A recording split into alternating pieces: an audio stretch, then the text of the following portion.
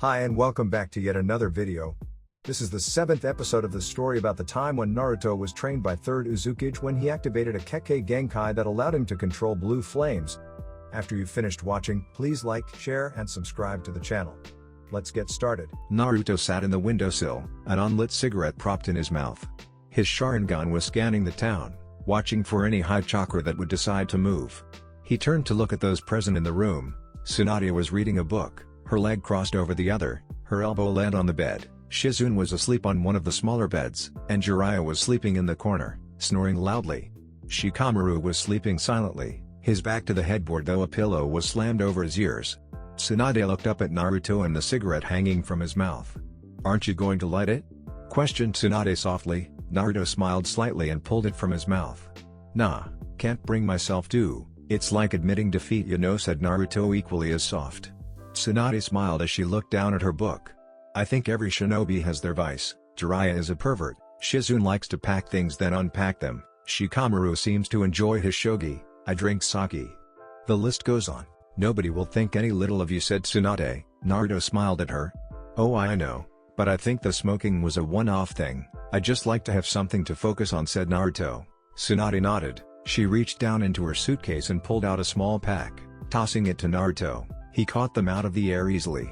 "Senbone, Genma Shiranui does the same thing, though is his normal senbone, those can channel chakra," said Tsunade. Naruto opened the pack and saw 100 tightly packed senbone. Taking one out he placed it in between his teeth. He practiced channeling his chakra, and found the metal eagerly complied. "These must have been expensive," said Naruto softly. Tsunade smiled at him. "Don't worry about it," said Tsunade. Naruto sighed and looked at the sky outside. "Do you think he will take the bait?" said Naruto softly. Tsunade sighed. "I wish I knew the answer to that. All I know is, Orochimaru is very smart," said Tsunade. Naruto nodded. "But also very desperate, and that makes a man needy," said Naruto. Tsunade nodded seriously. "Just make sure you are ready for Kabuto," said Tsunade. Naruto smirked. "I have been training, I have mastered the Hiraishin chakra, and am on my way to understanding how the kunai work. I also have a jutsu of my own design," said Naruto. Tsunade looked surprised briefly. "Well done, if we survive this, you can have this. The ultimate bet, are you in?" questioned Tsunade. Naruto frowned slightly. Tsunade was holding out an expensive-looking green jewel that was hung around her neck. "What do I have to give if we lose?" questioned Naruto. Tsunade smiled sadly. "If we are caught off guard, we won't have much to give each other," said Tsunade. Naruto smirked at her. "I have too much left to do, I won't die," said Naruto honestly. Tsunade smiled. "A week has already been, and I feel so different," said Tsunade. Naruto smiled at her. "A week of finding out the truth about yourself," said Naruto.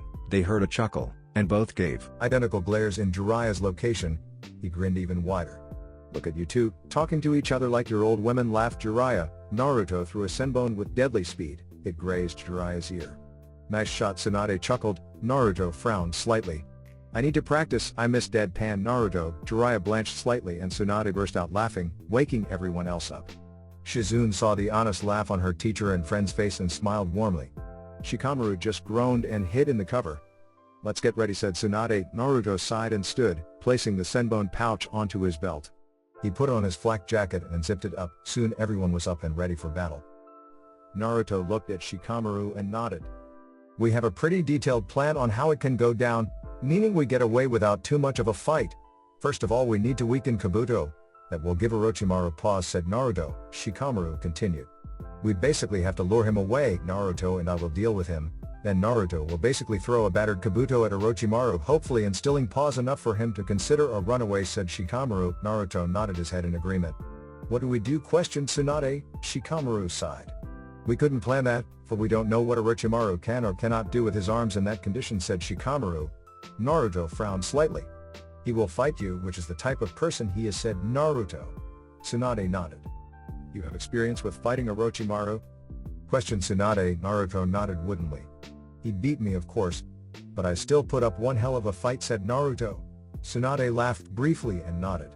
"Let's go. If he is waiting too long, he will sense something is wrong," said Shikamaru. Naruto, Jiraiya and Shikamaru waited behind whilst Tsunade and Shizune went off. "How are we going to distract Kabuto?" questioned Jiraiya. Naruto and Shikamaru looked at each other. We fight him in front of Orochimaru." Tsunade's surprise should be real enough that he won't suspect a thing," said Naruto with a smirk. You two are certainly dangerous, said Jiraiya. Naruto nodded and moved to the window. Let's go introduce ourselves officially to Kabuto, laughed Naruto. Tsunade was panting, her body was shaking, blood was dripping down her body. They were in a large clearing with large rocks scattered around. Orochimaru and Kabuto were stood next to each other, whilst Shizune was panting on the ground. Even after all this time, that is still your weakness, laughed Orochimaru. Kabuto walked towards Tsunade, stabbing a kunai into his hand, causing blood to squirt out. Get back, whispered Tsunade. Kabuto laughed spitefully. I have lost a lot of respect for you as a medic, nin, laughed Kabuto. He was about to stab forward, when a blue line cut through his forearm, his clenched hand dropping to the floor. Kabuto stumbled backwards as blood spurted and pain rained through his body. Picking on a harmless old lady, Kabuto, you are as snake-like as your master, said Naruto as he appeared out of thin air, his sword clicking home. Kabuto stumbled to pick his arm up, only to be forced backwards by a hard kick. Naruto bent down and hugged Tsunade tightly. And Naruto, whispered Tsunade. Naruto smiled sadly. Hey grandma, come on, you are strong. Dan and Nawaki wouldn't want to see you like this, said Naruto. Tsunade shook violently. I can't, whispered Tsunade. Naruto smiled at her, his smile kind you can. You have to become Hokage, so I can take the seat from you, laughed Naruto. Tsunade felt her body relax. Looking into Naruto's relaxed face, he was the epitome of calm and cool. Naruto turned and glared at Kabuto and Orochimaru. You really do keep getting in my way, said Orochimaru simply, a glare on his face. Naruto tensed. He watched as Kabuto grabbed hold of his fallen arm, holding it to his arm. Naruto watched in awe as Kabuto's eyes glowed red and the arm sealed itself together. Creepy, muttered Naruto. Orochimaru smirked. We have experimented on many Uzumaki trying to identify what makes them live so long, and thankfully we found it, giving birth to the strangest technique to walk this earth, said Orochimaru.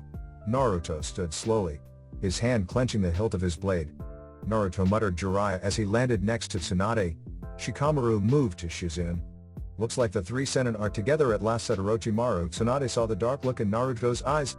The fact that they had experimented on unknown kinsmen had clearly upset Naruto. Orochimaru, you will die here, said Tsunade, her voice shaking slightly. You think you can beat me? Look at you, Tsunade. A medic afraid of blood, said Orochimaru with a laugh.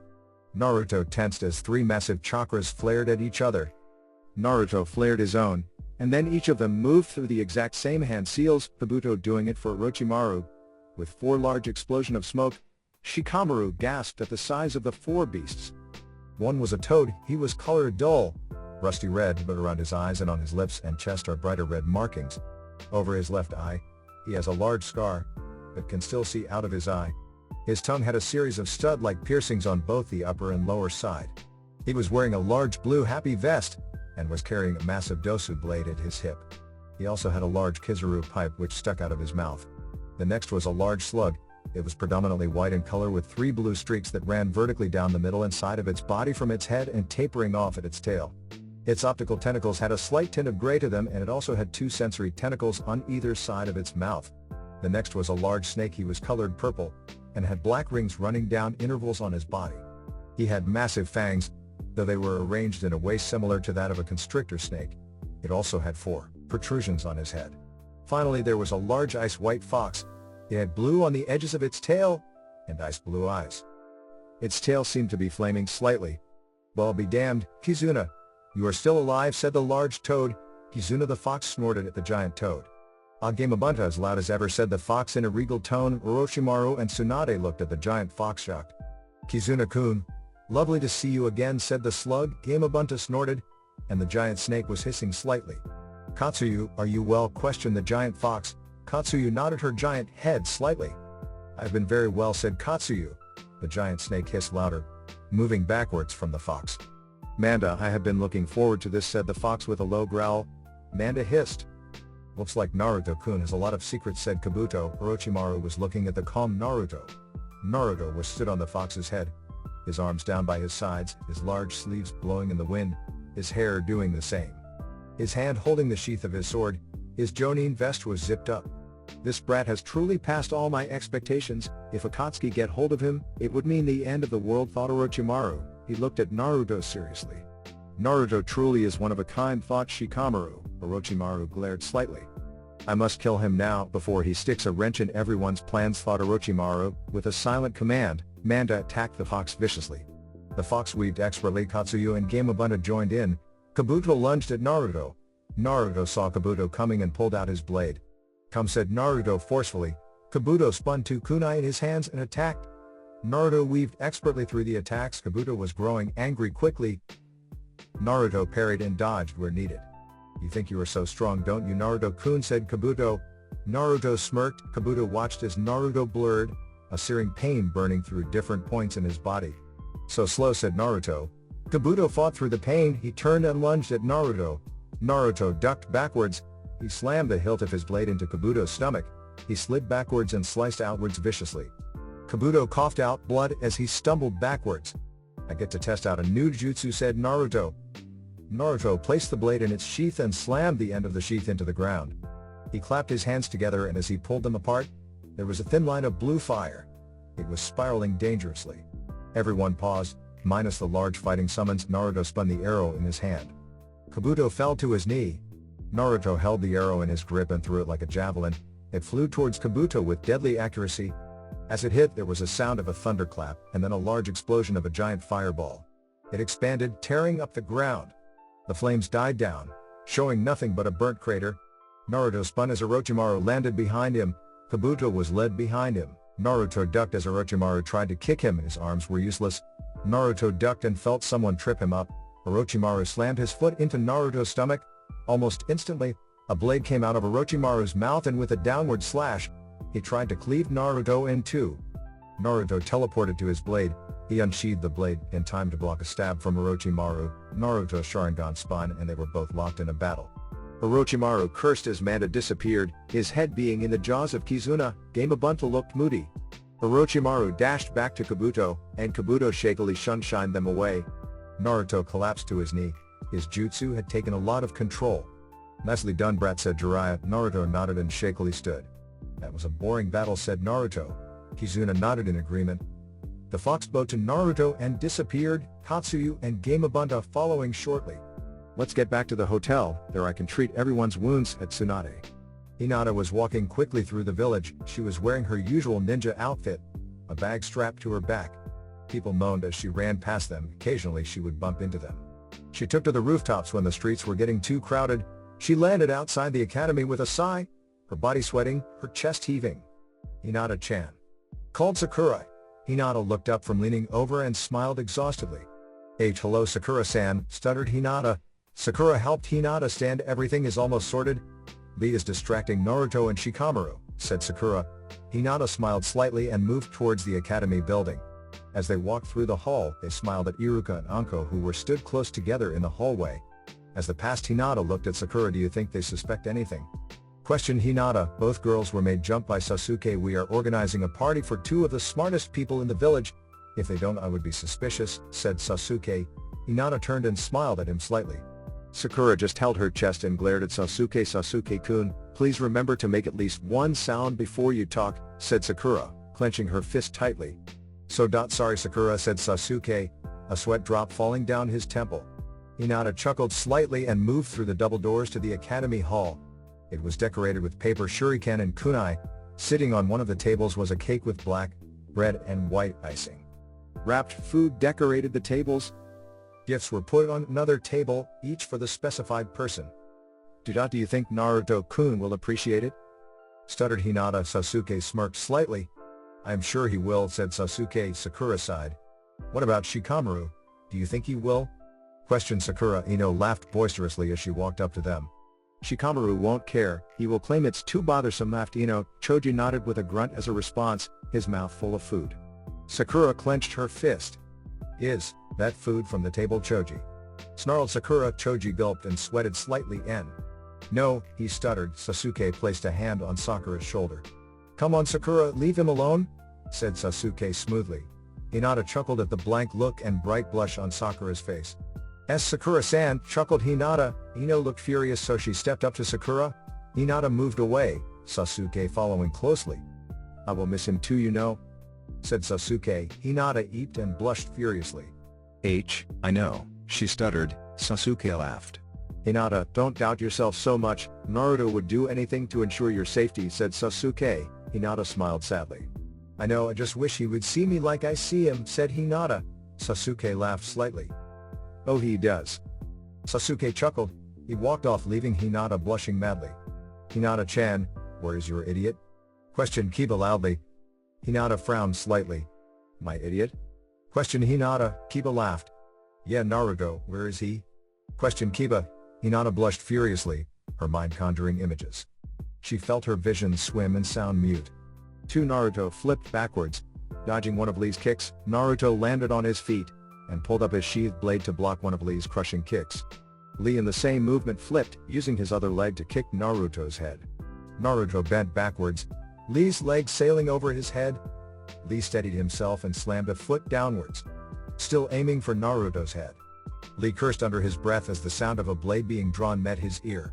Naruto slid part of his blade out, enough that Lee's foot was on a collision course with the sharp end of the blade. Lee pushed off of Naruto and backward flipped, landing on his feet. Naruto flipped onto one of his hands, the other clicking the blade home. Naruto landed on his feet, and stood in his normal stance. There are a lot of flaws with your taijutsu, Naruto-kun, said Lee honestly. Naruto nodded his head seriously. Lee gave a brief nod and dashed forward. Lee struck out a punch at Naruto. Naruto tilted his head slightly. The fist sailed past, Naruto ducked and spun his leg. Lee jumped expertly, dodging the hit. Naruto flipped, kicking upward. Lee simply spun in mid-air, catching Naruto's attack. Ma, this is boring, said Shikamaru. Neji was stood with his hospital gown on. Naruto-san, are you sure you don't want me to hold your sword? Said Neji. Shikamaru frowned slightly. It had been a month and a half since they had retrieved Tsunade, and ever since they got back, Neji followed Naruto everywhere. Both were friendly with each other, and Neji wouldn't allow anyone to say a bad word about Hinata or Neji. Nah, it's alright, Neji. I am going to stop now, said Naruto. He flipped back onto his feet and sighed. Shikamaru, would you like to fight? Questioned Lee. Shikamaru shook his head rapidly. Naruto fingered his long hair. Nodding, Naruto turned and walked towards the village. Going somewhere? Questioned Neji. Naruto smiled slightly. Going to get a haircut. It's too hot to have this long hair, said Naruto. Lee looked frightened. He needed to keep Naruto away from the academy at all costs. Guy-sensei, forgive me, thought Lee, tears streaming on his mental face. If you are getting a haircut, then I shall as well, because you are my rival, said Lee. Naruto raised an eyebrow as he saw the discomfort on Lee's face. That's all right, Lee, I don't need you to follow me, said Naruto kindly. Lee looked shocked. But I must, because I wish to have my hair cut, said Lee. Naruto smirked and shook his head. Neji looked shocked. Lee, you never cut your hair, said Neji. Lee looked at Neji painfully, and Neji smirked. Shikamaru and Naruto shared a look. Come on then, Lee, said Naruto. He nodded his head to Shikamaru and Neji. Naruto walked with his hands in his pocket. His blade was in its case, which was slung over his right shoulder. He was wearing a large blue jumper that swallowed his slim body. He was also wearing a pair of black shorts and black ninja sandals. Lee was wearing his normal jumpsuit and leg warmers. As they got closer to the barber, Naruto laughed at Lee's discomfort. They walked through the door, and women looked up from the front desk. Ah, Uzumaki-san, how lovely to have Konoha's hero in my store. How can I help you? Questioned the women. Naruto smiled at her. Lee looked even more uncomfortable. The sounds of scissors. Just want my hair cut, as does my friend, right, Lee? Questioned Naruto. Lee jumped slightly and gulped. Yes, please, said Lee. The women smiled kindly and walked forward. Of course, we don't get many of you ninja in here. They don't trust us with sharp objects, laughed the women. Naruto smirked. I know, silly, if they are a good ninja, they wouldn't be caught off guard like that, said Naruto. The woman nodded her head in exasperation. I get enough business, but hey, ninja need to trust more, said the women. Naruto laughed and sat in the designated chair. Are you all right, Lee? Questioned Naruto. Inside he was smirking. Yeah, said Lee as he sat down. Another woman behind him began to run her fingers through Lee's hair. The main woman was doing the same to Naruto. It is going to be such a shame to cut up all this lovely red hair, said the women. Naruto laughed as he tilted his head back. I want a cooler design, said Naruto. The women pulled on the two horns. What about these? What do you use to stick them up? Questioned the women. Naruto laughed lightly. They stick up themselves, but I am sure you can find a good style, right? Questioned Naruto. He heard the sound of snipping. He looked at Lee out the corner of his eye and almost burst out laughing. Lee looked horrified. After a couple of hours, Naruto and Lee stepped out of the barber. Naruto had paid for both his and Lee's. Lee was walking out in a stupor. Naruto's hair was cut short. The sides were extremely short. The top of his head was longer, just falling over. His forehead was swept to the side slightly. As his hair went further back on the top of his head, it was cropped shorter, but still longer than the sides. The back was cut into a triangle, the point being at the base of his neck. It was blended in with the short sides. Naruto's horns were trimmed to make them more manageable. Lee's hair was trimmed short all around, then the women had put a special gel in to make it disheveled. Naruto ruffled the top of his hair slightly and chuckled at Lee. "You didn't have to get your hair done, Lee," said Naruto. Lee jumped slightly and his hand woodenly went to his hair. "I feel like one of those movie stars," said Lee. Naruto laughed slightly and smirked when Neji choked on a drink. "When he saw Lee, you actually did it?" said Neji in a stupor. Shikamaru smirked at Naruto. "You let him do it?" laughed Shikamaru. Naruto shrugged. Kiba, Sasuke, Choji and Shino both walked up to them. They each looked at Naruto's hairstyle, then froze at Lee's. But it wasn't the hair, it was the fact that the women had trimmed Lee's eyebrows. Naruto was cracking up, as did everyone else, but Kiba guffawed loudly. "Oh my god, Lee, you look normal," said Kiba. Lee looked mildly offended before he sighed. "I had to do what I had to," said Lee. Naruto chuckled and looked at everyone. "What are you here for?" questioned Naruto. Kiba smiled. "We thought we should all take a trip to the hot springs," said Kiba. Naruto frowned slightly. "No thanks, I was planning on going to see Hinata," said Naruto. Kiba didn't even give Naruto a choice and he just dragged him off. Hinata was stood in the clothes store, her hands linked together in front of her, a blush on her face. Ino and Sakura were both twirling in dresses. Tenten had already purchased hers and was frowning as she looked at Hinata. "Are you not buying a dress?" questioned Tenten. Hinata shook her head vigorously. "Come on, Hinata-chan. You have to buy one?" "Impressed Naruto?" said Ino. Sakura frowned slightly. "You don't have to buy something like us, Hinata. We can find something that suits you," said Sakura. Hinata just shook her head. I am fine," said Hinata. Sakura smiled kindly at her. "No one is going to judge you, Hinata," said Sakura. Hinata sighed and moved to the dress rack. Naruto scowled as he and Shikamaru walked down the deserted hall of the academy. They were told to come because the Chunin were having a meeting. Naruto and Shikamaru were then told to dress casually but smart. Both being smart, they immediately guessed what could be going on. They had both speculated all day, but it was proven when they were told the dress code. Naruto sighed and threw open the door. Balloons fell from the ceiling and everyone said surprise. Naruto and Shikamaru both threw a look to each other and nodded. Instantly they both pretended to be surprised. Naruto heard the party was thrown because he and Shikamaru were leaving tonight for Onbu training. Naruto was talking to people when he caught sight of Hinata. She was wearing a kimono-style dress that stopped just before the knee. It was lavender in color and was tied together with a cream obi. She was wearing a pair of small silver heels. Her Heim-style haircut was in place, with one side bang of her hair being held with a flower hair clip. Naruto moved through the guests as he got to Hinata. He looked down on her with a smile. The music that was playing took a smooth turn. Naruto bowed slightly and held out a hand. Hinata blushed and accepted his hand. Naruto pulled Hinata close as his arms wound around her. She flushed bright and started swaying with him to the music. "I will miss you, you know," said Naruto softly. Hinata blushed and smiled slightly. "Me too, I like your hair. It makes you look like a troublemaker," laughed Hinata. Naruto smiled at her. To him the world faded away. "Thank you, so what are your plans while I am away?" questioned Naruto. Hinata smiled at him. "Train harder, catch up to you," said Hinata. Naruto brushed a stray strand of hair out of her face. "If anyone can do it, you can," said Naruto. They were both at ease. The aura around them felt natural. They danced long after the song had stopped. Everyone was sneakily watching them. Naruto and Hinata spoke, their faces close together. They both moved closer, their lips an inch away. A flash tore them away. Anka was smirking. Kurenai and Iruka were both shaking their heads. Naruto and Hinata pulled away from each other, blushes on their faces. Sasuke was awoken with a rapping at his window. Groaning, Sasuke rolled over and stepped out of his bed. He walked to his window. He saw a note held beneath his window. The night sky was clear, the moon was high in the sky. Sasuke peeled the note out from beneath his window. His hands clenched the paper tight. "Sasuke Uchiha, Lord Orochimaru has grown impatient. He wishes for your company. As a bargaining chip we have kidnapped one Hinata Hyuga. One is to make sure that Naruto Uzumaki does not follow. And another is for you to know you don't come, or death will be on your hands," the note read. Sasuke tensed. Naruto was gone, as was Shikamaru. Sasuke ran to his cupboard, throwing on his high-collared blue shirt, his white shorts and kunai pouch. He ran to the Hokage's office, his speed faster than he had ever run before. He landed on the windowsill of the Hokage's office. Tsunade was talking to a furious Hiashi Hyuga and a few of the Hyuga clan, including Neji. Sasuke opened the window and climbed through. "Who the hell do you think you are, climbing through my window like that?" growled Tsunade. Sasuke held out the note. Tsunade snatched it from him. She read through it quickly, her eyes narrowing. "Tsunade-han, what is it?"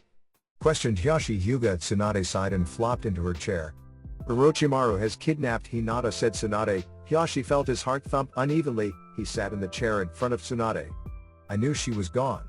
"Wait until I get back? Did he say why?" questioned Hiashi. Tsunade looked at Sasuke. "He says he will trade Sasuke for Hinata," said Tsunade. Neji frowned. "But that doesn't make sense. What does she have to do with Sasuke?" questioned Neji. Tsunade sighed and gave Neji a look. "It's to make sure Naruto doesn't interfere," said Tsunade. Hiashi looked confused. "Why would Orochimaru care about Naruto?" questioned Hiashi. Tsunade sighed. "Orochimaru feels very threatened by Naruto. Naruto is by all extension the strongest ninja in the world," said Tsunade. Hiashi frowned. "How so?" questioned Hiashi. Tsunade motioned for everyone else to leave. Once the door was closed, Tsunade activated the seal and the room shimmered slightly. "This information has not been made public, Hiashi. Naruto has told me a lot about himself. He and his grandfather, his biological one, had a very long talk about Naruto's bloodline. Many people have wondered how Naruto obtained the Sharingan. The answer is simple. He is from the direct blood of the third son, of the Sage of Six Paths," said Tsunade. Hiashi looked confused. "I thought the Sage of Six Paths was a myth," questioned Hiashi. Tsunade smiled slightly. "You of all people should not discredit such notions. The Jujutsu came from him. Anyway, Naruto comes from the undiluted bloodline of the Sage, through his Uzumaki blood. But he has access to much more than he knows, for he is also blood related into the Senju clan through Minato. Minato's father also has a shifty background that needs to be researched," said Tsunade. Hiashi looked shell-shocked. "So Naruto has access to every Jujutsu?" questioned Hiashi. Tsunade nodded. "But Naruto also has so much more. He has the body, will and power of the Sage. Naruto is the Sage's reincarnation, and that is the power Orochimaru fears," said Tsunade. Hiashi frowned. "The Sharingan is not the final stage, is it?" questioned Hiashi. Tsunade shook her head. "No, he devolved from the Rinnegan, the legendary Jujutsu. He now has to unlock back to that," said Tsunade. Hiashi frowned slightly. "Why would such a power devolve?" questioned Hiashi. Tsunade sighed. "That we do not know. Naruto speculates that it is all about mindset, and Uchiha unlocks their Sharingan when the mindset is correct. Naruto thinks that because he wasn't of the right mindset his Rinnegan devolved. I don't fully believe that. I think it's all about chakra control," said Tsunade. Hiashi shook his head. "Naruto's chakra is very well controlled for someone of his disposition. I think it may be a pure case of evolution. He witnessed a power so great, he needed to earn it," said Hiashi. Tsunade shrugged. "Who knows, Naruto has been trying to further the Sharingan, but as such he has been blocked," said Tsunade. Hiashi sighed. "What of my daughter?" questioned Hiashi. Tsunade nodded seriously. She dropped the seal around the room, and with a click of her fingers, an Anbu dropped onto the ground. "Get me Sasuke, Neji, Shino, Kiba, Choji and Sakura," said Tsunade. The Anbu nodded and disappeared. Hiashi and Tsunade sat, and once the room was then filled with the people Tsunade wanted. "Tsunade-sama, am I going on this mission?" questioned Sasuke. Tsunade frowned. "I know you were banned from any exterior missions, but this is an important matter. Those fools of the council can bring this to me," said Tsunade. Sakura looked confused. "Tsunade-sama, what are we doing?" questioned Sakura. Tsunade stood up from her desk. "You're going to go retrieve Hinata, Hyuga. She has been kidnapped and we have to get her back. There is one condition, Naruto Uzumaki must not know," said Tsunade. Neji looked uncomfortable. "Who took her?" growled Kiba. Tsunade sighed. "Orochimaru, a Sannin. You cannot engage him, you just need to retrieve Hinata and that is it," said Tsunade. The team nodded. "What is our leaving time?" questioned Shino. Tsunade just heaved another sigh. "As soon as possible. Naruto cannot know," said Tsunade. They each nodded and left the room. Neji stood looking at Tsunade. "I cannot justify hiding this from Naruto," said Neji. Hiashi looked confused. "Why not?" Neji questioned Hiashi. "When the village was being attacked in the Chunin exams, people attempted to kidnap Hinata-sama. She was fighting them off, and she was eventually overpowered. She was amazingly strong, I must say. Anyway, I jumped in and saved her. She received a few cuts and bruises, but we came off okay." Naruto found out and he thanked me, he apologized for the damage he caused and he shook my hand, said Neji. Hiashi and Tsunade could see Neji's will in his eyes, he had been influenced by Naruto. So Neji the Hokage has spoken, said Hiashi. Neji set his jaw. Naruto has to find out, otherwise it will only come back to bite this village hard, said Neji. Tsunade shook her head. What if Naruto finds Hinata dead? Who of us here is strong enough to take down such a powerful force? Neji, Naruto has an ability none of you have ever seen, said Tsunade. Neji smirked. Naruto told us all of the Kyuubi. He warned us that if one of us were to be hurt, he would use his power to defend us. If you hide this from him, he will turn that power against us, and I will stand by him, said Neji. His jaw set. Tsunade sighed. Neji, as an order from your Hokage, you are not allowed to say a word to Naruto. Are we clear, said Tsunade. Neji glared slightly. We are clear, said Neji. He spun gracefully and stormed out of the door. Tsunade sighed. I have never seen him get like that. I know he and Naruto have been spending a lot of time together, but I have never seen him outright go against an order, said Hiashi. Tsunade smiled slightly. Naruto is a good influence, isn't he, said Tsunade. Hiashi laughed briefly, something odd coming from him. He was worried, but he had faith in Neji and his friends. He is indeed, said Hiashi. Sasuke was stood looking out of the front gates. His mind was racing. I need to do this for Naruto. He still doesn't trust me. I know I am still jealous of him, and a part of me still wants retribution. But I have to let that go. When I was sat in my cell, the Hokage came to see me. He told me about Naruto, about power, and about Madara Uchiha. I don't want to be like that. I did, but not now. Itachi ni, I will become stronger than you in my own way, thought Sasuke. He was released by the Hokage so he could go visit Naruto. Sasuke had had the epiphany a few nights before. Sasuke was on probation of no out-of-village missions for 6 months. Sasuke knew he got off lightly because of his name. He heard the team land next to him. Who is leader, questioned Shino simply. Sasuke looked to Neji and nodded. I will, said Kiba. Sasuke raised an eyebrow. Neji will, he has more experience, said Sasuke. Sakura nodded. Without a Chunin we have to prove ourselves, said Sakura. The team all looked at each other and Neji began to issue the orders. We are the Hinata retrieval squad. We have to keep an eye out. Kiba, take point. We will follow your nose. Sasuke behind him, for cover should Kiba not sense anything. I will be next. I will watch the front and back. Shino behind me. Choji, then Sakura. That way Sakura can back us up with medic ninjutsu, said Neji. Everyone nodded and got into position. Without a word they leapt off into the trees. Naruto was folding his clothes, putting them onto the cupboard. He was allowed. He was wearing a black shirt that was sleeveless. The tight material went up his throat, ending at his chin. He wore a pair of black pants. He had white tape wrapped around his thigh. His bunk buddy was already setting up the shogi board. They had another 2 people as part of their group, but they hadn't turned up yet. God, I am bored already, and training hasn't even started yet, said Shikamaru. Naruto laughed and pulled at his clothes, opting for something more comfortable. I know, I wonder how everyone is doing, questioned Naruto. There was a loud knocking on their door. Nara, a message for you, said the Anbu captain. Shikamaru sighed and jumped off of the top bunk. He opened the door and took a step out. What is it, questioned Shikamaru. He was handed a note. Shikamaru read the note and scowled. Attached was a copy of another note. He read it and looked mildly frightened. What is it, Shikamaru? You are shaking like a leaf. Your mom isn't coming to visit us, she laughed. Naruto. Shikamaru pocketed the note. Naruto, get your gear ready. We have got to see the Hokage, said Shikamaru. Naruto watched as Shikamaru turned slowly, his eyes cautious. Why, questioned Naruto, getting serious. Because Hinata has been kidnapped, and Tsunade doesn't want you to know, said Shikamaru. Tsunade was looking into the eyes of each of her Jonin sensei, and spare Jonin.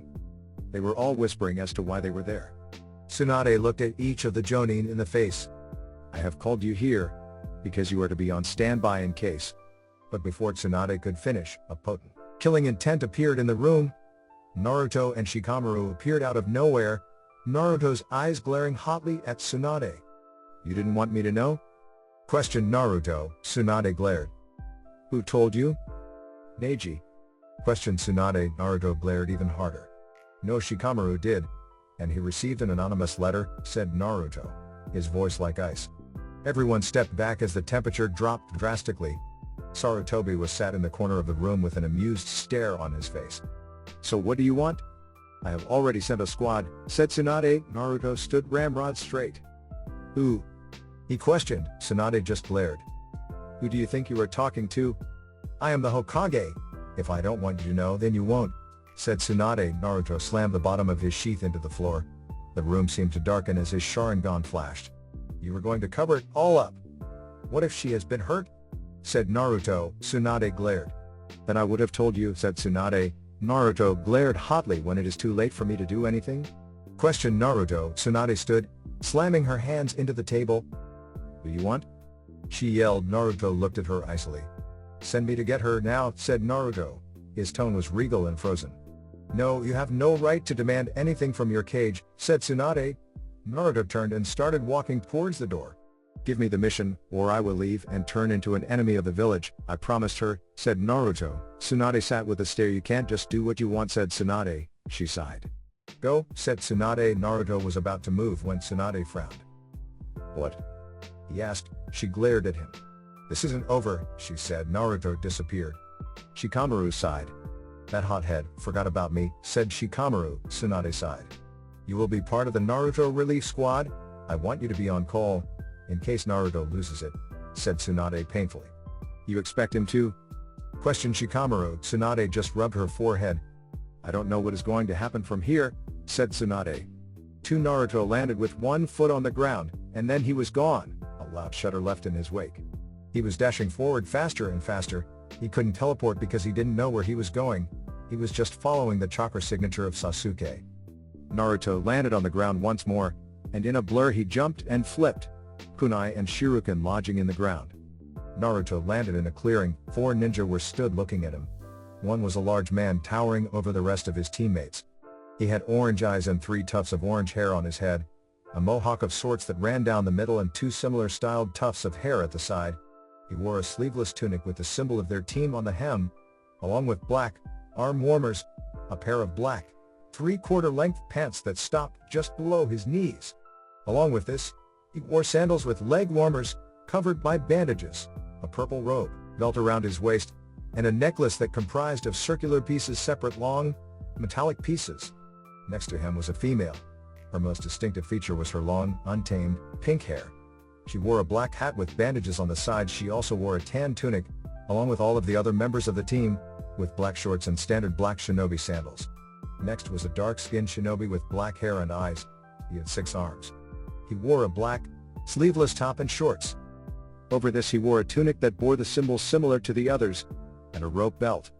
He also wore the forehead protector of the Sound Village along with arm warmers, shinobi sandals and bandages around his legs. The final member in the quartet was a strange silver-haired male, with another head on his back.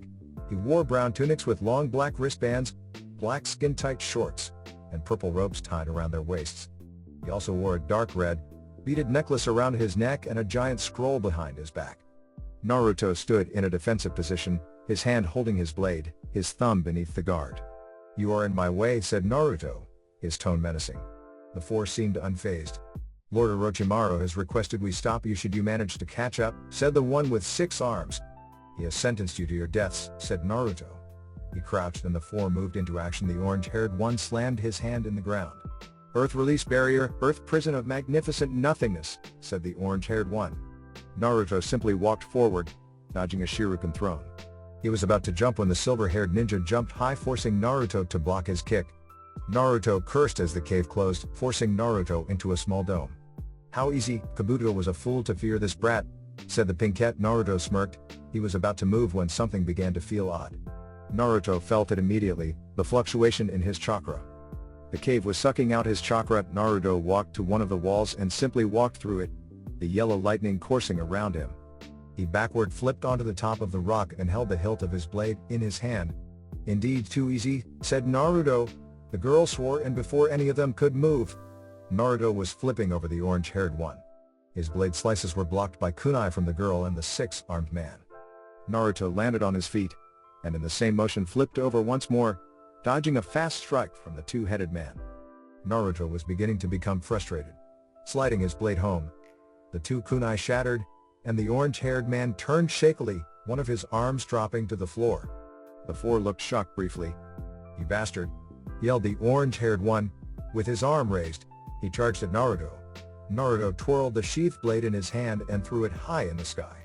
The black shroud covered his body. The orange-haired man punched with an extreme force. Naruto watched as the other 3 moved backwards, giving them some room. They must either be confident or stupid.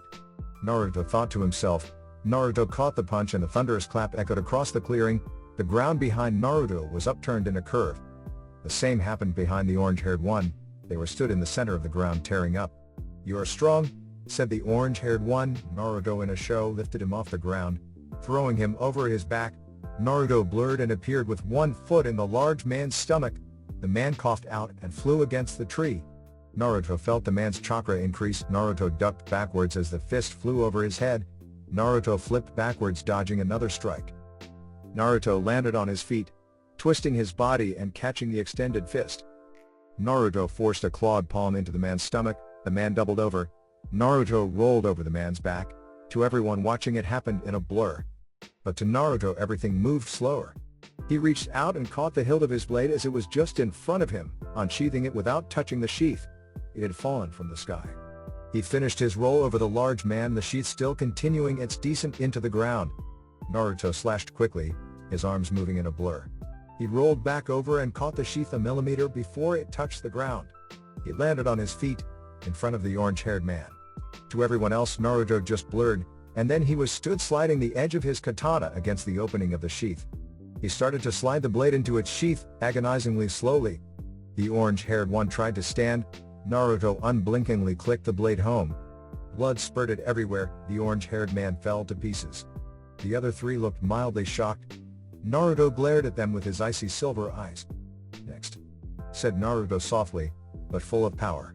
The silver-haired one stepped forward.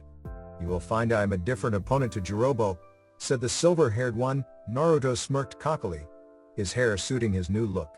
"I hope you move well," said Naruto. The silver-haired one shivered slightly. The look on Naruto's face was pure power. The silver-haired one dashed forward, his fist cocked back. Naruto dodged to the side, then felt a fist punch into his stomach. He skidded backwards slightly. Naruto frowned slightly. "How do I move then, trash?" questioned the silver-haired boy. Naruto smirked.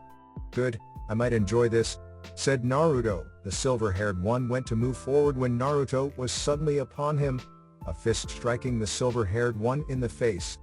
Naruto flipped backwards, dodging a kick that came from the man's midriff. "Got it," Naruto thought with a smirk. Naruto pulled the blade from his sheath, pointing it at the crouched silver-haired man. "How about a name to the faces, not that they matter," said Naruto. The silver-haired man smirked. "Why should I tell you, trash? I will have your pretty little blade, as a souvenir as well as your head," said the silver-haired man.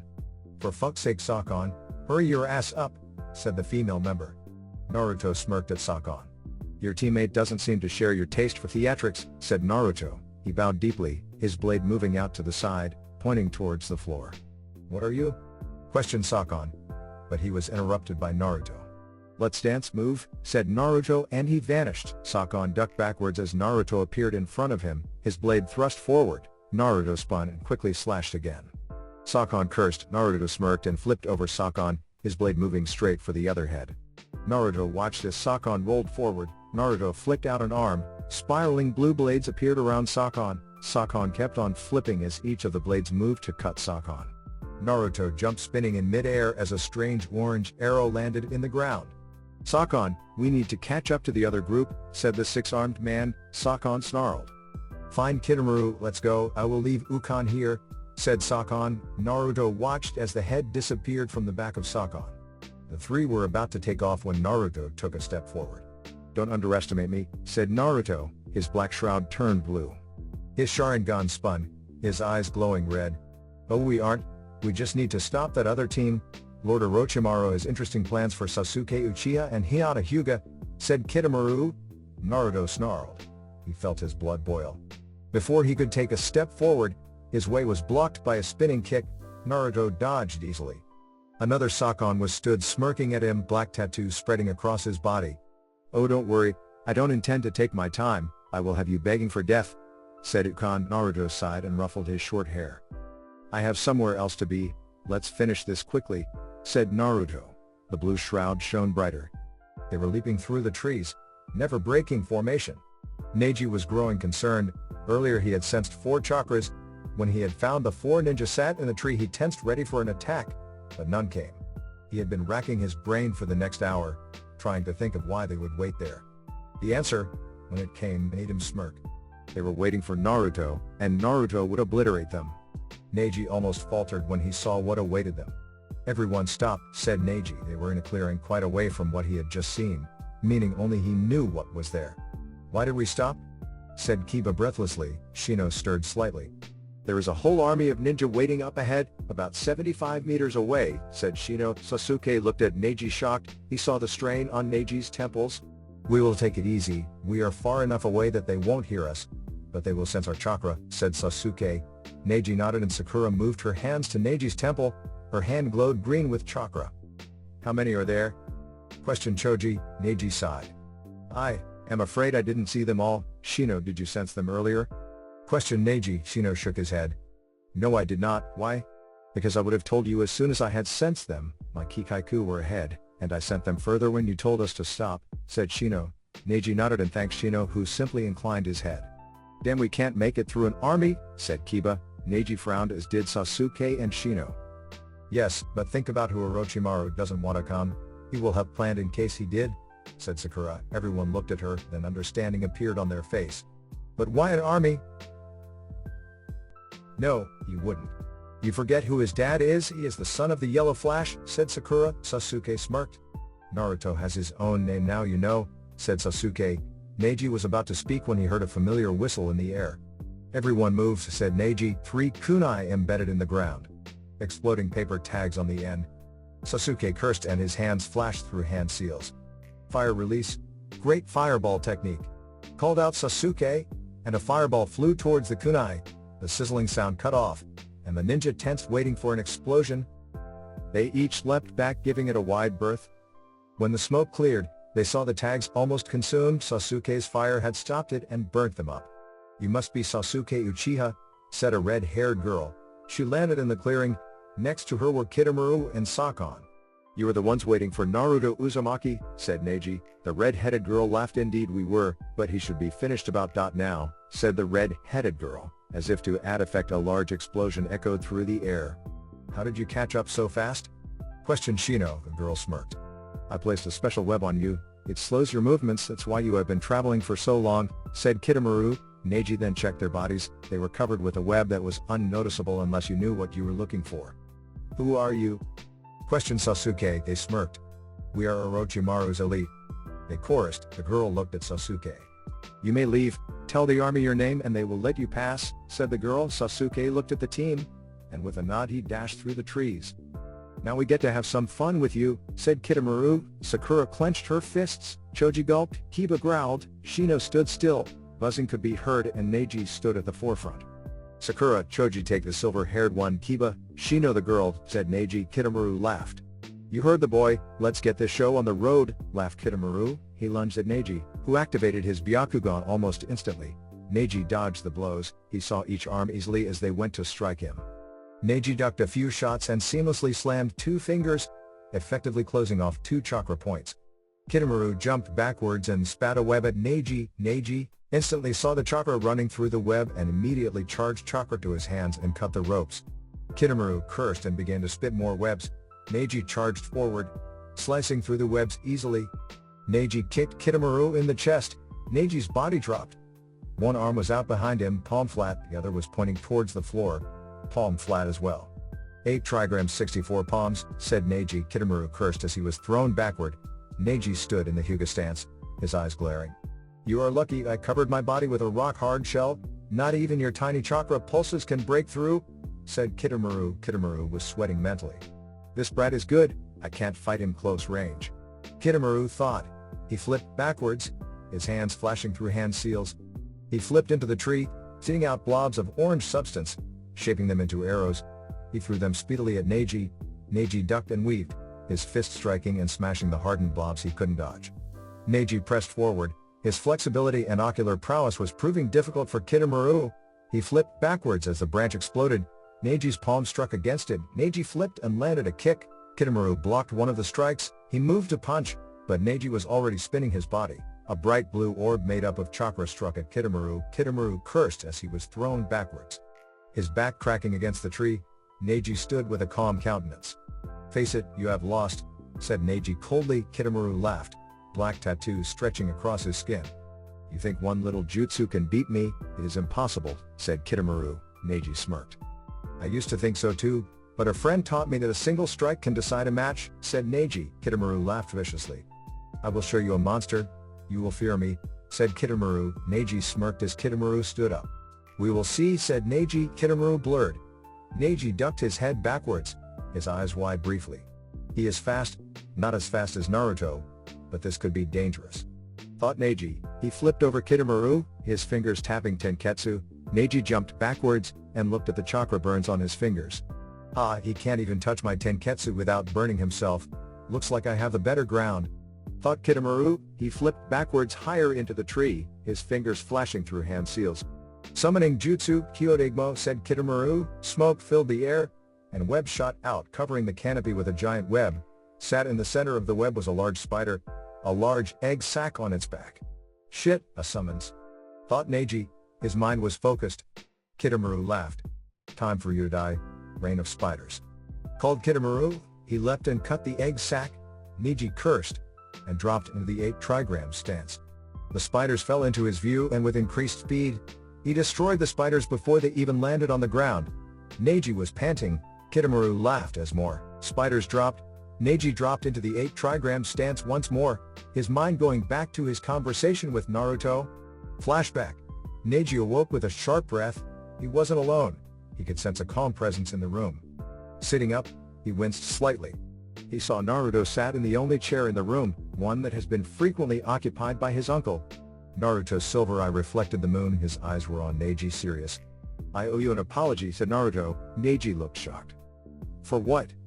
Said Neji bitterly, his body still aching from Naruto's assault. You protected her. For that I am eternally grateful, said Naruto. Neji stopped his witty comment. You don't have to thank me, it is my job to protect the main house, said Neji bitterly. Once again Naruto smiled at him softly. Your bitterness amuses me, Neji. Being sealed isn't a bad thing. There are some things we cannot control. It is moving above these things and prove to our captors that we are stronger than them, that they can't affect us, said Naruto. Neji was about to come back when he saw the distant look in Naruto's eyes. I am sorry, but you can't honestly understand what I am going through, said Neji. Naruto's eyes shone with humor.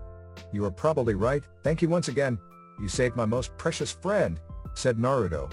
Neji saw something flicker in Naruto's eyes. It wasn't friendly, it was love. Neji kept his mouth shut. He would allow Naruto to figure out himself.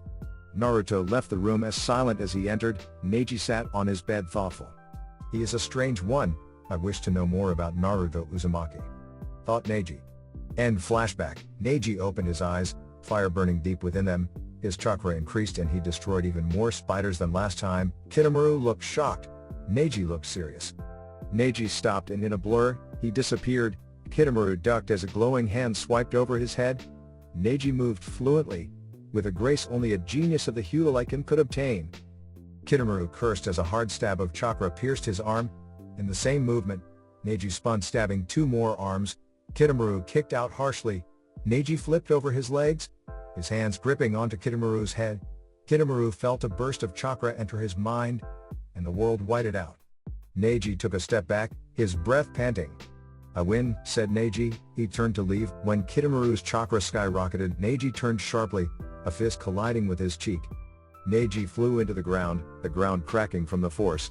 Don't underestimate me, said Kitamaru, his eyes wide. Kitamaru had a third eye on his forehead. His headband had fallen to the floor. His skin had become noticeably darker. His canine teeth and fingernails had elongated. He had grew a pair of horns. His irises had turned black and his hair had changed to gray. He was glaring at Neji. Neji shakily stood. He looked up at Kitamaru, who was glaring at him hotly. How? Coughed out Neji. Kitamaru glared harder. I almost died, but Orochimaru has gifted my teammates and I special powers. You cannot hope to beat me. Game over, said Kitamaru. The spiders fell with extreme velocity. Neji knew he didn't have time to use 8 trigrams, so Neji spun, an orb of chakra surrounding him. Kitamaru threw a rain of kunai. They hit the slowing orb. Neji stopped and clutched the top of his shoulder. A kunai sat in his shoulder. Wait, I hit him? Thought Kitamaru. He smirked viciously, licking his lips. Damn it, don't let him notice, thought Neji. He pulled the kunai out and tossed it at Kitamaru, who deflected it simply. Kitamaru clicked and spiders rained once more. Neji spun, knowing it was his only opportunity. Now let's see, thought Kitamaru. Neji slowed his spin, and felt two more kunai strike him from behind. Kitamaru gave a vicious laugh. Neji cursed as blood flowed down his back. Kitamaru was about to click again, when the giant spider screeched and was unsummoned. A kunai lodged in its belly. Neji smirked at Kitamaru. Kitamaru gave an equal smirk. Kitamaru created a bow out of sticky gold, his other hands holding shuriken. Neji cursed as kunai rained on him. His chakra was running extremely low. He spun once more, and felt an arrow pierce right through him. Coughing out blood, Neji stumbled forward. This guy is smart, thought Neji. He was about to stand up once more, but another arrow pierced through him. Neji stumbled forward, but began to run. Running away, leaf ninja are all the same, thought Kitamaru. He notched an arrow, a piece of string attached to the end, the string coming from his mouth. Die, snarled Kitamaru. He fired the arrow, and used the string to change the arrow slightly, pushing it into Neji's blind spot. Neji cursed as the arrow pierced through him. He fell forward, arrow sticking out of his back. Naruto, Hinata, 10-10. There was so much I needed to say. Naruto, you helped show me the light. Hinata, so kind. You never hated me. You always tried to support me. 10-10. I doubt there is just too much, thought Neji. Kitamaru began to laugh. His third eye closed. His target was dead. Kitamaru was about to cut off the string when his chakra exploded out of him. His heart thudded. Neji was stood shakily, his fingers on the string. No, he managed to push his chakra through without sensing me. He is good, thought Kitamaru. His heart thudded once more before it stopped. Neji sat against a tree, his eyes looking up towards the sky. His body was numb.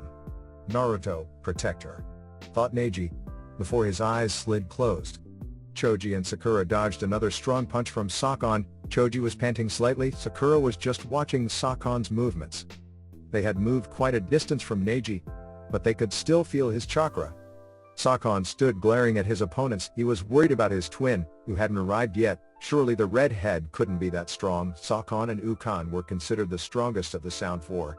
Sakura and Choji were just watching Sakon. Looks like we can get this fight on the road. Be aware I am only at half strength. My brother is busy fighting the fiery redhead, said Sakon. Instantly, instead of fear, he saw relief on their faces. Then this should be easy, said Sakura. Sakon laughed boisterously. You seem to be underestimating us, said Sakon. Sakura gave a smirk of her own. Naruto is on a mission. He will not stop until Hinata is back, said Sakura. Sakon laughed evilly. Orochimaru-sama has plans for the Hyuga girl, something about experimenting, and when Sasuke is old enough, and the girls will have been broken. Sharingan/Byakugan babies, said Sakon. Sakura and Choji looked disgusted. Does Naruto know? Questioned Choji. Sakon laughed. Nope, Orochimaru-sama wishes to tell him himself, if he makes it that far, said Sakon. Sakura was glaring at Sakon. She pulled a pair of gloves from her pocket. She was wearing her usual outfit of tan pants and red t-shirt, her long hair tied up in a bun, held together with a senbon. Sakura pulled on the gloves, stretching them over her hands. She cracked her knuckles. Choji felt the power exuding from Sakura. He was shocked. She must be stronger than Ino, this chakra so controlled, thought Choji. Sakura gave him a look out of her eyes. Choji, let's show him why the leaf never abandons a comrade, said Sakura forcefully. Choji gulped and nodded his head. He saw the calm look on Sakon's face and felt his gut clench painfully. Choji steeled himself, knowing he needed to fight to get to Hinata. Ready to die? Let's fight trash, said Sakon. He moved in a blur. He attacked Choji first, but Choji jumped backwards, the punch cracking the ground. Choji rolled backwards as a kick sent him back. Kitamaru was running at him. Choji saw Sakura running. Choji was scared. He had never faced an enemy without his team, or his sensei. Choji clenched, his eyes closed, Shikamaru's face flashing. Yeah, I am going into Anbu with Naruto. I think we both have a pretty good chance at protecting everyone, you Ino included. Choji, get stronger, you could be the best, if you just believed in yourself, was Shikamaru's parting words at the party. Choji opened his eyes. He caught the fist. He felt the force exerted, and using the opponent's momentum against him, he flipped Sakon over him and sent him hurtling towards the trees. Choji jumped up, his eyes on Sakura, who was nodding at him. They both turned to see Sakon covered in black markings. I really want to draw this out, But my brother should have been here by now. I will have to finish this quickly, said Sakon. Choji swallowed a green Akimichi pill. Sakura felt Choji's chakra spike and nodded her head. Choji, we really need to get him to stop. One hit and I should be able to get him, said Sakura. Choji nodded, his arms and hands expanding. Leave the grabbing to me. Be ready, said Choji. Sakura nodded her head. Sakon dashed at them, both dodging the expert strikes. All three were moving effortlessly. Sakon was cursing as Choji clipped him a couple of times. He dodged the pink cat. He could feel her chakra. She was stronger than she let on. Sakon went to strike out, but felt someone grab him tightly, quickly pushed outwards. The hand let go. The girl missed another shot. She cursed under her breath and spun, trying to hit him. She felt a force strike her stomach, forcing her backwards. You two are just kids, you cannot beat me, said Sakon. Choji moved quickly. He slammed his two giant hands into the ground, causing it to tear up. Sakon stumbled slightly, but kick from behind sent his flying forwards. He felt two large fingers holding his neck. The pressure tightened. Now Sakura, yelled Choji. Sakon turned his head and cursed. Sakura's hands were glowing blue. She was jumping down. Her fist connected with Sakon's face. Choji released immediately and jumped back. Sakon was pushed into the ground. The ground exploded, causing a crater. Sakura jumped out and landed next to Choji, tightening her gloves. Choji looked shocked. Sakura just stood tall, her eyes focused. Sakura, what was that? Whispered Choji. Sakura smiled at him slightly. I've been training, said Sakura. Choji nodded seriously. I can see that. But how did you learn that strength? Questioned Choji. Sakura smiled at him slightly. Tsunade Senju, said Sakura, her mind remembering what led her to Tsunade. Flashback, Sakura was walking through the village. Naruto and Hinata were both shopping together, talking about nothing. Sakura shook her head and muttered about Naruto not knowing anything. She was half tempted to go find Sasuke, but thought better of it. Naruto saw her across the road. He dragged Hinata by the arm, said girl blushed slightly. Hey Sakura, what are you doing? Questioned Naruto. Sakura smiled at him. Nothing, just trying to think of something to do. What are you two doing? Questioned Sakura. Naruto laughed and hugged Hinata into his side. Hinata-chan and I are shopping for clothes. I need some new stuff and I wanted to buy Hinata-chan some stuff, said Naruto happily. Hinata looked equally as happy. Both were so in love, but oblivious to the other's feelings, more so on Naruto's side than Hinata's. Sakura was envious of such a pure love. They both loved each other wholeheartedly. Sakura's thoughts drifted to Sasuke. Was she being realistic in her love for him? That's cool Naruto, don't forget to buy her something nice, said Sakura. Naruto looked offended. Of course, Hinata-chan deserves the best, said Naruto with a happy smile. Hinata blushed again. Naruto-kun, we are here for clothes. Not anything for me, said Hinata. Naruto just laughed and hugged her closer. Well, that's no fun, said Naruto. Sakura just laughed. Nobody made Naruto so carefree like Hinata did. It was like a switch. Naruto would be calm, but the moment Hinata was about, Naruto was so expressive and happy. Hinata just sighed. Come on Naruto-kun, otherwise, we won't have time to get ramen, said Hinata. Naruto nodded and began to walk away. Naruto turned to look at Sakura. Sakura, perhaps a training opportunity with the world's best medic nin is what you need. Go see Tsunade, said Naruto. Sakura nodded and walked towards the Hokage tower. Tsunade had greeted her with examples of Sakura's genius in medic ninjutsu. The hospital had shining references and Tsunade was impressed. They began training the next day. Sakura had trained physically till exhausted, wanting to be her best. Flashback and Choji sighed as they both relaxed. They wondered how their teammates were faring, and if Sasuke had got through the army. Choji was about to reach for his chips when a voice from behind them startled them. Don't get cocky, said the voice menacingly. Sakura cried out as a spiked arm slammed into her side. She was thrown against a tree. Choji coughed as a foot slammed into him. He landed on his back. A foot stomped onto his chest painfully. Sakura tried to stand, but a sharp pain shot through her. She placed her hand against her ribs. Her hand shone green. Sakon was stood over Choji, a menacing stare on his disfigured face. He resembled a goblin with red skin, long white hair, and a single horn protruding from his head. I didn't think I would actually have to activate this, said Sakon. Sakura heard Choji cry out in pain as a foot slammed into him. Sakura tried to stand, but her ribs ached in protest. Choji was in agony. The foot restlessly attacked him with super strength. Choji felt his vision swim. Choji, remember, you are strong. Don't let anyone tell you any different, said Asuma. Choji sighed in frustration. But sensei, Team 7 are ridiculously strong. Even Sakura is strong. And Naruto, he was the class dead last, said Choji. Asuma blew out a plume of smoke. Choji, labels mean nothing. Naruto is strong through training and natural genius. Sasuke is the same. Sakura has trained hard for her skills, just like you. Choji, there will come a time when you need to prove to everyone you are strong, like Naruto has done, said Asuma. Choji remembered that conversation shortly after the exam finals and resulting attack. Choji had his worries about his place in the ninja system. Choji needed to prove he was strong. Choji caught the foot as it came down again. With a roar he pushed up. Sakon looked shocked. He was pushed off of his feet. Choji blurred. His hands clapped together. They were large. They slammed Sakon into the ground. Sakon held his hands up as Choji lifted his hands up again. It is useless, you can't win, said Sakon. Choji roared as he slammed his hands down. There was a sickening crunch as his hands slammed into the ground. He lifted them and blanched at the mangled body in the crater. Sakura struggled to walk forward. She felt a chakra pulse. Choji, you need to move, cried out Sakura. Choji felt a force strike his chest. He coughed out blood. So weak, you think that one hit will do, said the mangled Sakon. His arms were broken, as was one of his feet. Choji coughed out blood. Choji, are you okay? Called out Sakura. Choji popped was shakily trying to put the yellow pill in his mouth, but his hand was kicked, his fingers bending in horrible angles. Don't bother, I've had enough, said Sakon. He saw about to slam his foot into Choji's face, but a fist caught Sakon's side. His feet lifted off of the floor. Sakura was gritting her teeth. Shenaro, cried out Sakura as she slammed Sakon into the ground tearing up, throwing Choji away. Sakon coughed out blood as his ribs collapsed. Sakura pushed her fist in, raising it up and charging chakra quickly. She slammed it into Sakon's chest. The crunch and resulting blood spray caused her to wince, but she ignored it as she stood, blood dripping from her fist and face. She climbed out of the hole. She saw Choji lead facing up, blood trailing out of his mouth. She shakily moved towards him on her knees, her other arm supporting her ribs. She was struggling to breath. She hovered over Choji. Is he dead? Wheezed Choji. Sakura saw how much Choji was struggling. Choji, I need your cooperation. I need to heal you, said Sakura. Choji nodded shakily and coughed more blood.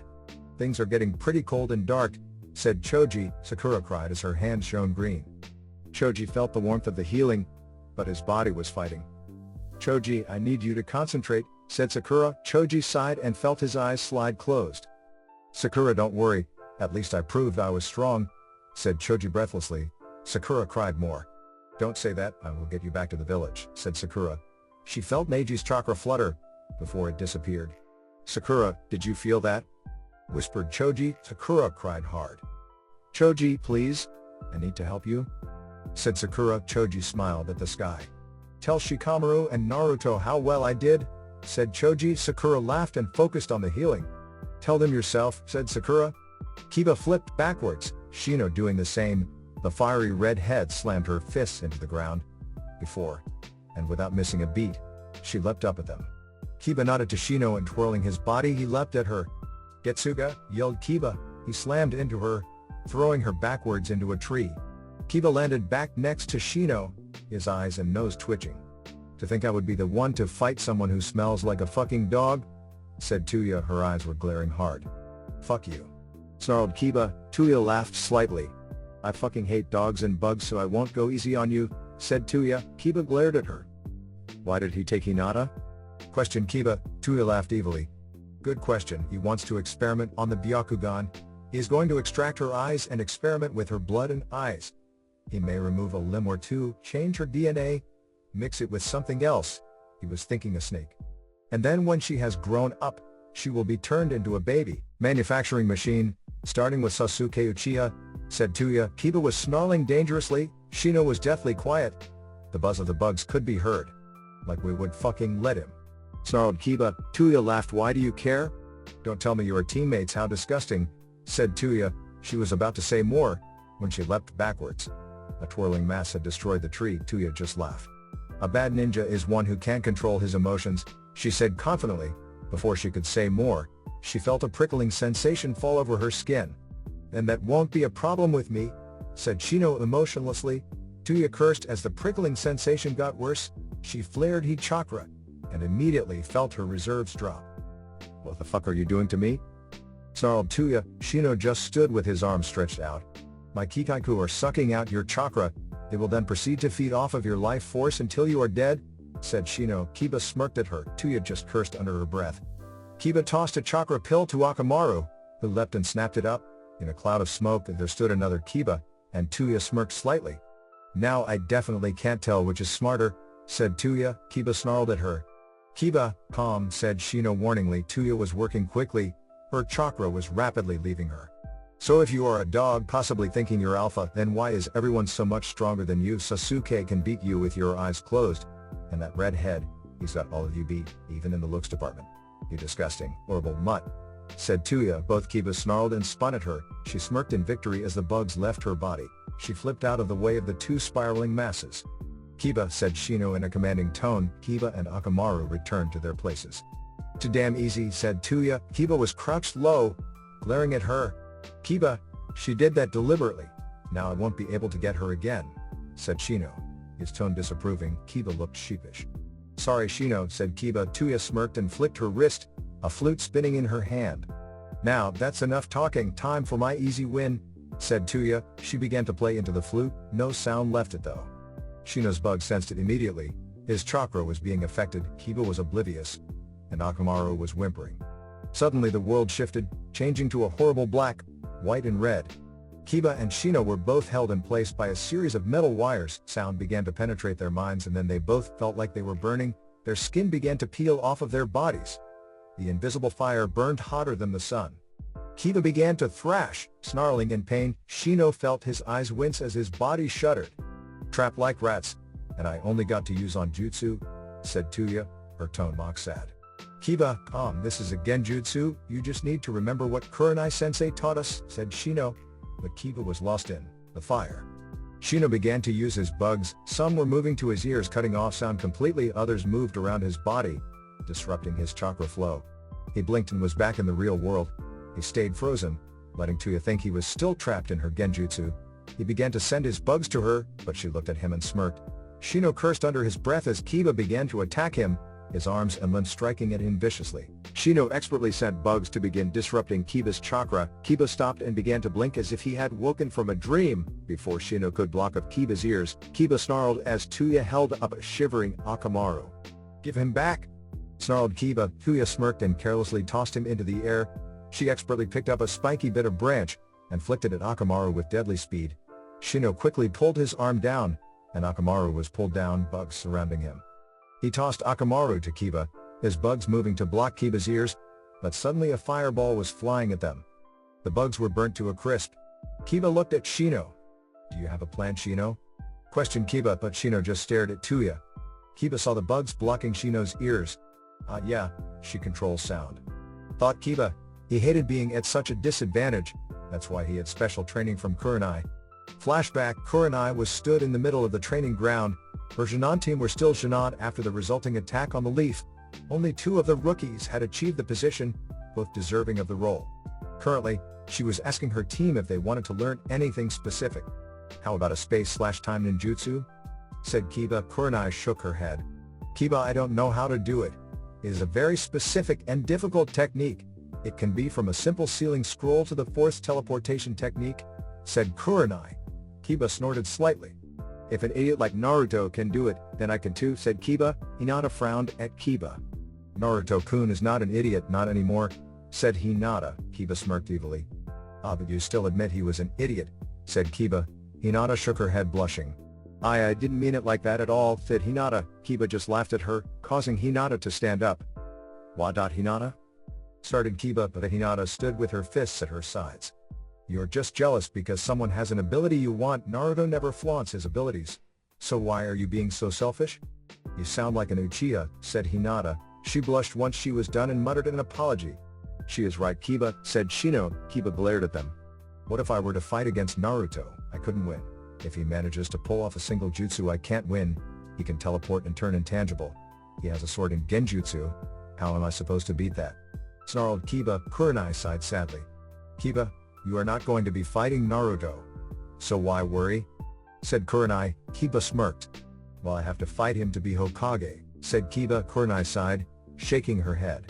I suppose Kiba has a point, but that will teach you a special technique on how to break out of most genjutsu. Dujutsu Genjutsu not included, said Kurenai, so they trained every day, though Hinata was the best at it. She flushed and said Naruto was training her as well. Kiba bristled with jealousy once again. Hinata should be noticing his achievements, not some nobody who had magically obtained the Sharingan, and didn't have to work hard at anything. End flashback. Kiba didn't hate Naruto. Over the time after the Genjutsu training, Kiba had actually found Naruto to be a pretty chilled out guy, but Naruto much preferred to spend his time with Shino. Kiba flipped backwards as the tree bark erupted, Tuya's fist inches away from his face. Shino pulled him back with his bugs.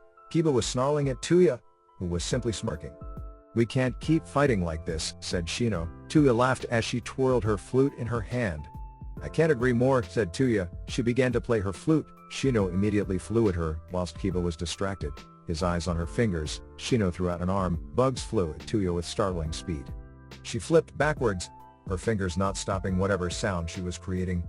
Shino landed on the branch Tuya previously occupied. "You are not a strong physical fighter. It appears we are at an odds," said Shino emotionlessly, his eyes focused behind his dark glasses. "There is no point in talking to you if you can't hear me," said Tuya. Shino was stood focused. She pressed the flute to her lips again, and Shino nodded. Tuya sucked in a breath and coughed slightly. "You fell right into my little plan," said Shino, the bugs removing themselves from his ears. Tuya dropped her flute, her hands flying to her throat. Bugs began to cover her body, tattoos began to spread slowly, but they just faded as bugs flew into her open mouth. "Shino, what are you doing?" said Kiba. Shino was just watching Tuya. Kiba was shocked. Shino had planned perfectly.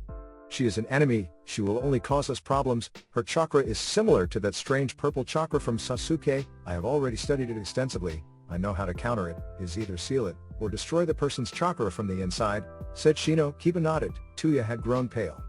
Her eyes were livid. "To think I was beaten this easily, but trash no less," thought Tuya angrily. "It is a shame we were your opponents. Our sensei taught us a lot about Genjutsu, and our friends are also fighting for Hinata-chan's life. We will not lose here," said Shino. Tuya's heart thumped unevenly before it stopped completely. Kiba breathed a sigh of relief. "Well, I am glad that's over." "Well done, Shino," said Kiba. Shino nodded. Both felt their team's chakra fade. Sakura's was wobbling, but still strong. "We have to go check on them," said Shino. Kiba looked concerned. He wanted to follow Sasuke, but they both felt an enormous and strong chakra zoom past them. "He's finally caught up, let's hope he can get through that." But before Kiba could finish, screams and fire rose. The blue light covering the forest. "We have to stay out of his way, until Hinata-san is safe," said Shino. Kiba nodded and followed Shino through the forest. Naruto walked through the tree line, his eyes on the massive valley, the two giant stone statues carved either side of a massive waterfall. Madara Uchiha and Hashirama Senju stood facing each other, ready for battle. The sky was overcast. Naruto strode forward, his trench coat blowing in the wind. He was wearing his Anbu garbs, minus the vest and armbands, but his shirt, pants and boots were the same. He wore his black trench coat. His sword sheath was held in his left hand, his right hand was dangling down his side. He walked to the edge of the cliff, and saw Sasuke stood in the center, stood on top of the water. In a flash Naruto was stood in front of Sasuke. Sasuke smirked at Naruto. "Didn't take you long at all," said Sasuke. Naruto was about to speak, when clapping was heard. Naruto looked up on Madara's head, and there stood Orochimaru no Kabuto, and no Hinata. It made Naruto's gut clench. Ninja began to line the top of the cliff, forming a ring around the small valley. "Mr. Uzumaki, you truly are a marvel to behold, such power, such raw talent," said Orochimaru. His tone turned wistful. "Don't talk to me so casually." "Where is Hinata?" said Naruto, loud enough to know Orochimaru would hear him. "In due time, Mr. Uzumaki, in due time. What I want first is a rematch between you and Sasuke-kun here," said Orochimaru. Naruto looked to Sasuke, who was strapping on a new blade. "Why?" said Naruto. Orochimaru laughed. "If you want to see the Hyuga again, you will fight to the death. If you win, I get Sasuke's body and you get Hinata back. If you lose, I get both. And trust me, you don't want to know what I am planning for her," said Orochimaru. Naruto immediately turned to Sasuke, his eyes focused. "Don't worry, I want to kill you," said Sasuke. Naruto smirked. "Your little epiphany didn't last long," said Naruto. Sasuke just chuckled evilly.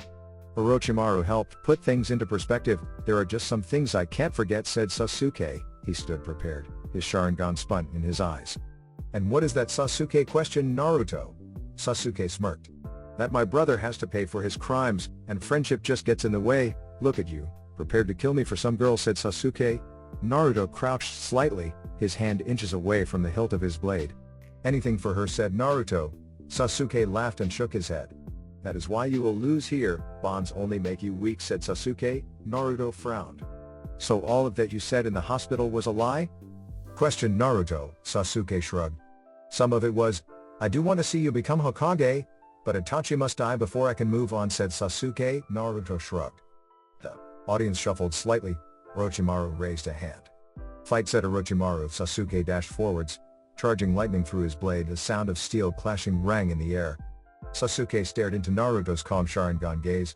Naruto kicked Sasuke's stomach.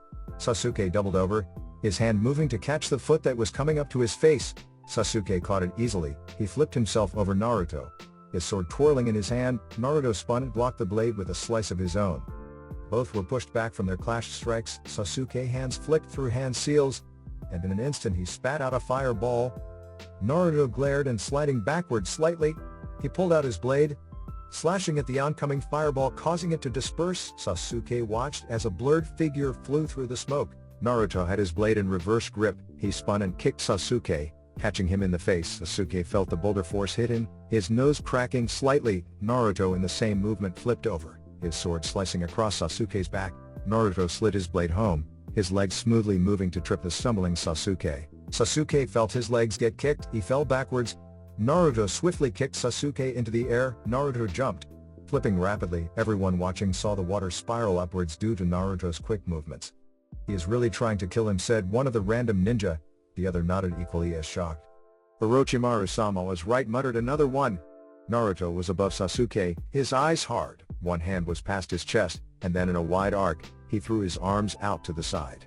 100 blue kunai rained down on Sasuke. Sasuke raised an arm. Kunai cut into his body as he tried to dodge them in the air. Wind release, great breakthrough, said Naruto, his fingers flashing through seals.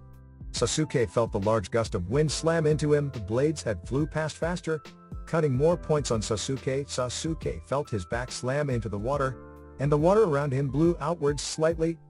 Naruto landed on the edge of the cliff. The ninja behind him moved out of the way, grumbling slightly. Damn it, how can I beat him? If I can't beat Naruto, how can I beat Itachi? Orochimaru was right. Naruto isn't thinking straight. He is attacking me with the intent to kill, just because of Hinata. I don't want that weakness, thought Sasuke. He was racking his brains thinking of a way to even touch Naruto. Sasuke-kun, what will you do now? Questioned Orochimaru. Naruto felt Sasuke's chakra spike. Naruto ran down the large cliff face, his coat blowing wildly. Sasuke exploded out of the water. He slid across the surface like a skater. He jumped, his hands flashing through seals. Fire release, great dragon fire technique, called Sasuke. He sucked in a deep breath and spat out a large dragon. Its pressure could be felt by all around. Its heat was causing the water to steam in its wake. Sasuke landed on the water surface, his knees collapsing. Fire release, great dragon fire technique, called Naruto. And Sasuke blanched as his dragon exploded, and two large blue dragons flew at him with deadly speed. Sasuke smirked and Naruto watched as Sasuke exploded in a cloud of smoke. Sasuke fell past Naruto, his blade inches away from Naruto's face. Naruto felt a kick in the side of his head.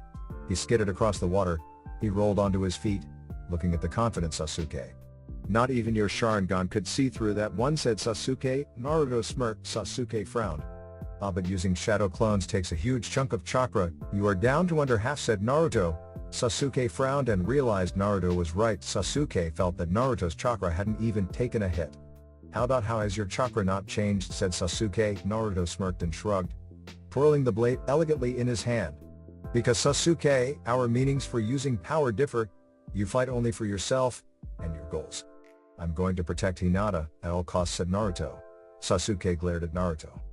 I will beat him here, said Sasuke angrily. He flared his chakra, his body taking some from the cursed seal. I will win here, said Sasuke. He blurred across the water's surface. Naruto ducked backwards, but a foot tripped him up. Sasuke was flipping over him, punches aimed at his body. Naruto blocked with one hand, occasionally moving his sheath to where he couldn't reach. Naruto stood back up. Sasuke was already attacking him with ferocity. Naruto felt the barrage of punches and winced. Sasuke dropped onto his hands, spinning with a barrage of kicks in the same movement. He stopped and ran up Naruto and flipped over him, his fingers moving through hand seals. Fire style. Great fireball technique, said Sasuke, and fired the fireball at point-blank range. Sasuke landed in a crouch, his fingers moving through another technique at breakneck speeds. Ox, rabbit, monkey, dragon, rat, bird, ox, snake, dog, tiger, monkey. His hand clawed towards his side. The sounds of birds chirping rang through the air. Sasuke charged forward, his Sharingan spinning. Chidori yelled, Sasuke! Naruto spun and caught Sasuke's arm, the electricity burning the arm off of his coat, his arms littered with burns. Naruto twisted Sasuke's wrist, but instead of a break, he exploded in a cloud of smoke. Naruto jumped and flipped, spinning in the air as Sasuke passed beneath him, his hand coated in electricity. Naruto landed on his feet, and dodged more strikes from Sasuke. Orochimaru licked his lips as Sasuke fought his hardest. So interesting, come now, show me who is strongest, thought Orochimaru. Naruto felt a kick into his jaw, he skidded backwards, Sasuke blurred and was behind him, he felt another kick and was thrown back. Before Sasuke hit him again, Naruto caught the foot, and using his momentum, he stuck his feet to the water, and tossed Sasuke across the valley. Sasuke crashed into the wall with a large bang. Naruto watched the rubble fall. Sasuke blurred towards him, Naruto's Sharingan keeping up easily. Naruto dodged to the side, his palm stopping hits. Sasuke grew frustrated. Naruto was looking more serious than before. Sasuke went to punch Naruto. When a boulder force struck his chin, Naruto was stood with a clawed palm where Sasuke's chin was. Sasuke was rocketed backwards as Naruto blurred and kicked him in the stomach. Sasuke flipped onto his feet. He looked at Naruto's face. Do you even care why I was here in the first place? Questioned Sasuke. Naruto shrugged. It doesn't matter, I am on a mission, you can tell me about it when this is all over, said Naruto. Sasuke shook his head. Naruto, I am not going back to the village, I have to get stronger to beat Itachi, said Sasuke. Naruto glared slightly. So what about not doing what he wants, said Naruto. Sasuke shook his head. I just couldn't let it go, and when you got promoted to Onbu, I thought, what the hell am I doing? I should be stronger than you, said Sasuke. Naruto raised an eyebrow. How so? Questioned Naruto. Sasuke glared. I am from an elite clan, which produces the strongest ninja. Your father is from the Senju clan and you are from the Uzumaki, a group of nobodies. Sure, the Senju is an achievement, but you are only distant, said Sasuke. Naruto frowned slightly, his eyes flicking to Orochimaru. So you did your research. Names mean nothing, I am me, no more, no less, said Naruto. Sasuke looked down at his fists. Naruto, we are too different, you walk a path different from mine, you are in my way, said Sasuke. His chakra increased further. Naruto tensed and his Sharingan spun. He ducked backwards, Sasuke's fist flying past. Naruto dodged to the side, blocking strikes from Sasuke. Naruto sent a kick to Sasuke, which Sasuke caught easily. Naruto whacked Sasuke across the head with his sheathed blade. Sasuke stumbled backwards. Naruto spun, his feet tripping Sasuke. Naruto sent a fist at Sasuke. Sasuke righted himself and twisted, catching the fist. Naruto spun them, his foot kicking at Sasuke's knee. Sasuke fell to his knee. Naruto rolled over Sasuke's shoulder to his back. Naruto's finger pushed the guard away from the blade. I will protect her, said Naruto softly. Sasuke felt the blade pierce through his chest. He coughed, blood leaving his mouth. You're going to actually kill me, stuttered Sasuke. Naruto pulled the blade out, sliding it home. He closed his eyes as tears left them. For her, anything, said Naruto. He knew now what he felt. For both Sasuke and Hinata, Sasuke was his brother. Naruto's heart filled with pain. Hinata was his love. Naruto's world revolved around her being safe. Naruto was about to step forward, when Sasuke blurred in front of him, a blade slicing across Naruto's chest. Naruto stumbled backwards. Sasuke was stood smirking at him. You may have the Sharingan, but you cannot wield genjutsu like we can, said Sasuke. Naruto coughed slightly, before a smile twitched the ends of his lips. True, but to me the Sharingan doesn't make me, I make it, said Naruto. Naruto quickly slashed upwards. Sasuke's blade was hit out of his hands. Naruto slashed at Sasuke quickly. Sasuke coughed as the fire seared through him. Naruto spun the blade into a reverse grip, and moved to slice the top of Sasuke's head off. Sasuke looked up at Naruto shakily. Sasuke felt two arms wrap around him as he slipped into unconsciousness. A loud clang echoed as Orochimaru blocked Naruto's sword with his own blade. Now I must intervene. This went better than I had hoped, said Orochimaru, amusement in his voice. You hoped? Questioned Naruto. Orochimaru laughed. The greatest harm can come from the best intentions. It took me a long time to poison Sasuke's mind once more, easier once I unsealed the curse mark. I told him about your clan, your bloodline, and what your purpose in this world is. To give life to the new ninja, you are the sage of 6 paths incarnate, but one cannot wield the power of a god. You must earn it, which is why your Rinnegan devolved, am I correct? Questioned Orochimaru. Naruto raised an eyebrow. You are well informed, said Naruto. Orochimaru disappeared and was on top of Madara's head. You are more related to Madara in a way. You see, from the research I have gathered, Madara was able to obtain the Rinnegan before he died. The Sharingan can reach the level of a god in ocular prowess, but you have something more. You have the eyes, the chakra, and the body. The perfect being. Sasuke grew extremely jealous and knew he needed to achieve the Rinnegan before you. I told him how you would kill him just to get Hinata, and you proved everything I said to him. So here is your prize, said Orochimaru. He clicked his fingers, and Kabuto landed next to Orochimaru, a limp Hinata held in his arms bridal style. Naruto felt ice shoot through his veins as his Sharingan took in her chakra. There was little to none passing through her body, and what made his blood freeze? Her heart wasn't beating. That's it for this video. I hope you all enjoyed the video. Don't forget to like the video, subscribe to the channel, and follow me on my other social media accounts. Anime God here, and I'm signing off.